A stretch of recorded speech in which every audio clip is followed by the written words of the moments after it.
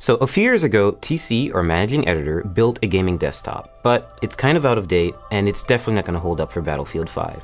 So let's build a new one. You can build a gaming desktop for around $1,000, but I want to go all out, so I spent around $2,000. PC like this is going to be able to play most games at ultra settings. So what do you need to build a desktop? Well, of course, first you need a table. Preferably not metal. If it's going to be metal, have an anti-static working surface layered on top of it, a thermal paste applicator, an Allen wrench, some tweezers to tighten up the wires, a Swiss Army knife which hopefully has a Phillips head screwdriver in it, and last but not least, an anti-static bracelet, which is to protect you and the parts. These are the parts you're going to need, but more importantly, before we get there, we need to understand what these parts are doing and how they interact with one another. To better understand the parts that make up a desktop, let's try to understand them individually. The processor is like the computer's brain, a base of calculations that control everything the computer does. The motherboard is like the foundation, serving as a main structure for all other parts to be added to. It also allows the other parts to communicate with one another, which also makes it kind of like a nervous system. Graphics cards are responsible for rendering and processing visuals into what you see on screen. Our PC's power supply is of course channeling electricity, in that it adjusts and provides the right amount of energy to keep it running. Last but not least, RAM, or random access memory, and your hard drive are good examples of short-term and long-term memory, respectively. If you want to better understand what kind of computer to build, then first figure out what you want to use it for. A gamer might care more about a graphics card than, say, a video editor, who might want extra RAM to assist with editing large files. If you're building a budget build for video streaming, say under $1,000, you want to focus on parts, like a Core i5 or Core i3 processor, that require less energy. They'll be less powerful, but then you'll be able to scale back the cost of several other parts. And if you need help choosing the right parts for your build, there's sites like PCPartPicker.com that help show presets for which parts fit together, which sort of part conflicts you might have, and where to find deals on new parts. We have a lot of boxes and a lot of PC parts, so it's best you unbox them, isolate the parts that you really need, place items into the case, and make sure that they all fit, and then start working. And now we're really going to start building by adding the motherboard in. Some notes about installing motherboards: they're really delicate, you should be really careful with them, and screw in with confidence, but also don't screw in too hard, otherwise you could crack the board. I chose Asus's Z370 motherboard for two main reasons. One, it has built-in Wi-Fi and Bluetooth, and also it has support for NVMe SSDs, meaning you can get really fast SSDs that are really easy to install. Pay close attention to the brace that goes at the back of the computer. You always have to make sure that you really hammer it in, because there's no screw, it really just has to go outside of the case and clasp onto the frame. And this is very important because otherwise you can't align the motherboard correctly with the holes. We're just going to start installing all 8 screws. So next we're going to install the RAM on the motherboard. I chose Corsair's 16GB Vengeance LED RAM for two main reasons. One, it has LEDs and we do like lights in our gaming desktops. Secondly, it's pretty fast RAM. It's 2666 megahertz, I believe, so it's pretty fast, and this motherboard supports that speed, which is most important. Open the slots first, and just aligning the stick with the middle of the strip, not with the end, and just lining that up with the logo.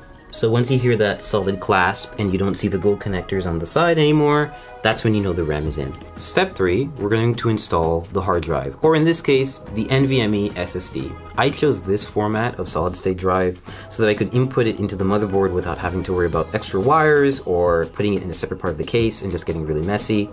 This is from Kingston, and it's 480 gigabytes, so it's not a lot, but you can always upgrade this and swap it out, and it's only held down by one screw and the latch, so it's really simple and really straightforward. Speed for gaming is important when it comes to a hard drive. You want files to write quickly and you want games to load quickly, so that's why it's best if you use an SSD. Okay, so step 4, we're going to install the graphics card. I chose PNY's GTX 1080, which is overclocked, and so it's a pretty easy installation. You're just going to find the gold connectors, and you're going to line this bracket with the back end bracket of your PC case. Now, which lane you choose depends entirely on what other parts you're going to put in the system. I'm just going to pick the top one because the SSD is at the bottom and I don't want to cover it. I just think it looks nice. Click down. Take your remaining brackets and just put them in the spots that you haven't used. You don't have to screw these in. They get bolted down by the back end bracket. And your GPU is installed. Power supply time. I chose Corsair's 850 watt power supply because I need enough headroom for ray tracing GPUs when they come out, and I don't want to have to upgrade it again. So all you have to do is take the brick and make sure that you align it with these little insulating pads so the power supply doesn't short circuit and come into contact with the rest of the system. So just take it in, slide it in nice and easy until you have a snug fit, and then shift it to the back and make sure it's right up against the frame. Now you just take the required screws and you tighten and screw in. So next step, we're going to install the CPU cooler. In this case, it's going to go on the top end of the case, and we're just going to have the hose hang out for a little while until we install the processor, which is going to come a little later. Always be sure to try to place it in the system first before you install it, because you can see it takes up a lot of space. But in this case, no pun intended, it fits in perfectly, and we're gonna start screwing it in. And so there's nothing special about this screwing in process. They're just really long screws because they go through the entire frame of the cooler, and they take forever. So next up, cables. Every power supply is gonna come with a big bag of Velcro cables. It's kind of daunting at first, so you always have to find the ones that are gonna fit.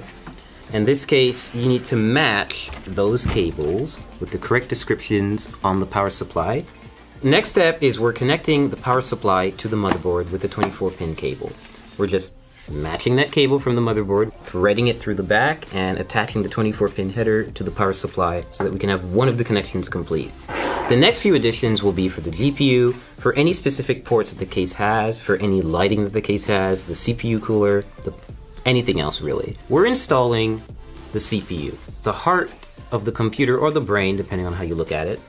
So to do this, we're just going to remove the plastic covering that they put on the motherboard. We're just going to take this little plastic part out. We'll just toss that out of here. And now we have an exposed CPU holder, or rather slot, on the motherboard. And we're going to use the CPU applicator. This is a special little part that not everyone may get, but this motherboard that we got from ASUS definitely does have. It's called a CPU installation tool. It makes it really useful if you want to install a Core i7 hexa-core CPU. Yeah, we've got one, and it's an 8th generation chip, and it's ready to go, and it supports overclocking. So what having this little installer does for you is it's basically a brace that you can apply right to the CPU and light it up with the triangles that you'll see on the bottom left corners. And this will make it easier for us to apply it to the motherboard and then apply thermal paste and then apply a CPU cooler on top. And we're just going to carefully lean it down into the system and make sure that everything lines up, and we're going to clasp down on it and we'll be good to go. So we're about to apply thermal paste to the CPU. Every CPU cooler actually comes with a bit of thermal paste already neatly applied in a circle around it, but it's usually not enough. It's good, essentially PC building practice to have a little bit extra and layer it on top of the CPU.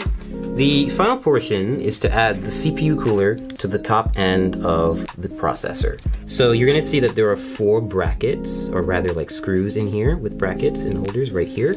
And they're going to keep the cooler raised off the processor, but it's also gonna be close enough to actually physically come in contact with it, like basically keep it cool. Take thumb screws like this and just screw them on. So now that our internals are done, we're gonna put all the panels back on, which is the top glass, side glass, front glass, and of course the back panel where all of this fun stuff is happening. So we fully built the PC, everything's put together, and we got to the post screen. So what's next? Well, you need a USB flash drive with your Windows installation media on it, and of course a license key.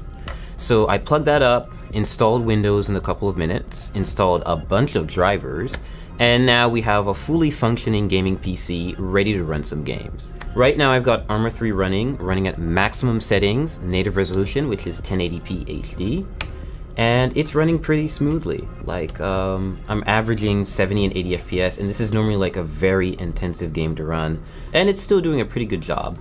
So right now I'm playing League of Legends. It's one of my favorite games. I'm actually playing against a bot, and I'm distracted, so I'm not actually doing so well. But otherwise, like, this is pretty much what you would see me do on a gaming computer. Test stuff out, and hopefully have really high frame rates like I am right now. I'm averaging 120 FPS, and that's only because I've actually locked the game to that frame rate, because I can get around 300 FPS playing League on maximum settings, which is a little bit absurd, and you don't really need that, so I've locked it. Building a gaming desktop has been a great experience. I'm able to max out a lot of my favorite titles, and I'll be able to play a lot of upcoming titles like Battlefield 5 and Cyberpunk 2077 without worrying too much about the parts I have. When ray tracing GPUs come out, for example, I'll be able to upgrade without having to buy a completely new system, and if I have a problem down the line, I can always just swap out a part and have it serviced rather than losing my whole computer. And of course now we also have a computer to test and benchmark games here at The Verge.